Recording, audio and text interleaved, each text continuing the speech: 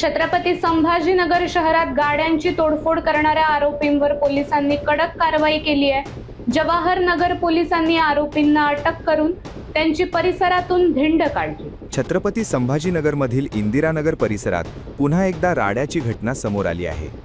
होळीच्या दिवशी झालेल्या गाड्यांच्या तोडफोडीच्या जुन्या वादातून हा प्रकार घडल्याची माहिती समोर आली आहे। फिर्यादी कुणाल विजय दांडगे यांनी या प्रकरणी पोलिसांत तक्रार दिली होती। मात्र याच तक्रारीचा राग मनात धरून आरोपी शेख मजहर शेख गुलाब आणि त्याचा भाऊ शेख अफरोज शेख गुलाब यांनी मध्यरात्री कुणालच्या घरासमोर जाऊन धिंगाणा घातला। आरोपींनी धारधार चाकू दाखवत कुणालला जीवे मारण्याची धमकी दिली, तसेच शिवीगाळ करत परिसरात दहशत निर्माण केली। घटनेची माहिती मिळताच जवाहर नगर पोलिसांनी तातडीने घटनास्थळी धाव घेत दोन्ही आरोपींना अटक केली। यानंतर पोलिसांनी आरोपींची त्याच परिसरातून धिंड काढत कडक संदेश दिला। सर, आरोपींना तुम्ही आज इकडे घटनास्थळी घेऊन आले होते, काय? 3 मार्चला इंदिरानगर परिसरामध्ये 2 दलित आणि मुस्लिम या दोन्ही गटामध्ये मारामारी झाली होती। त्या मारामारीने परस्पर विरोधी गुन्हे दाखल झाले होते। ते गुन्हे दाखल झाल्यानंतर काही लोकांनी त्या इंदिरानगरमधले जे तक्रारदार आहेत त्यांच्या आणि त्यांच्या शेजारच्या घराजवळील मोटरसायकलची तोडफोड केली होती। त्या अनुषंगाने पण एक गुन्हा दाखल करण्यात आलेला आहे।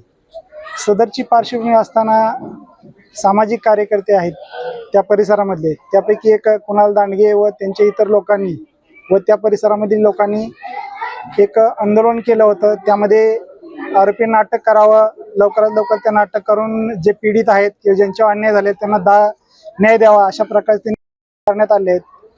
परंतु तो गुन्हा घडलेला असताना सुद्धा शनिवारी 29 तारखेला रात्री 1:15 वाजण्याच्या सुमारास एक तडीपार आरोपी शेख मजहर शेख गुलाब व त्याचा भाऊ शेख अफरोज शेख गुलाब यांनी एक कुणाल दांडगे म्हणून आहेत, ज्यांनी पाठीमागची जी तोडफोड झाली होती गाडीची त्याच्यामध्ये आंदोलन केलेलं होतं। तर त्यांना जाऊन आमच्या नातेवाईकावर गुन्हे दाखल केले आहेत, तू नेता बनत आहेत, तुझी नेतागिरी बाहेर काढतो, तुला मारतो असं म्हणून चाकूचा दाखवून जीवे मारण्याची धमकी दिली होती। सदर प्रकरणामध्ये कुणाल दांडगे यांच्या तक्रारीवरून गुन्हा दाखल करण्यात आले आहे आणि त्या आरोपींना या दोघांना रात्री अटक केली आहे त्या गुन्ह्यामध्ये।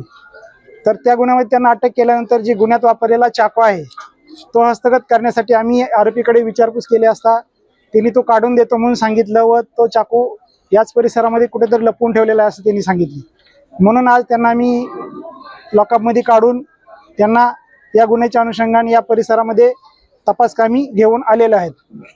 तर त्याच्याकडे तो चाकू हस्तगत करून तसेच त्याला माननीय न्यायालयात हजर करून पुढील कारवाई करण्याची आम्ही तजवीज ठेवली आहे। त्याच्यामध्ये किरकोळ स्वरूपात त्यांना पकडत असताना एक पोलीस कॉन्स्टेबल मारुती गोरे आहे, त्यांना पाहायला थोडीसं किरकोळ पळताना दुखापत झालेली आहे, बाकी त्यांची तब्येत चांगली आहे। सर, नागरिकांना काय आवाहन करताना अशा प्रकारे जर तुम्ही क्राईम करत असला तर पोलीस किती सक्षम आहेत त्यांना रोखण्यासाठी? नागरिकांना आम्ही पोलीस छत्रपती संभाजीनगर पोलीस आयुक्त साहेब व आमच्या जवाहरनगर पोलीस स्टेशनतर्फे आवाहन करतो की त्यांना कोणी जरी काही त्रास देत असेल तर त्यांनी तात्काळ येऊन पोलीस स्टेशनला रिपोर्ट करावं। आम्ही त्याबद्दल त्यांच्या दिलेल्या तक्रारीवर तात्काळ कारवाई करून समोरच्या योग्य ती प्रतिबंधक कारवाई करणार आहोत।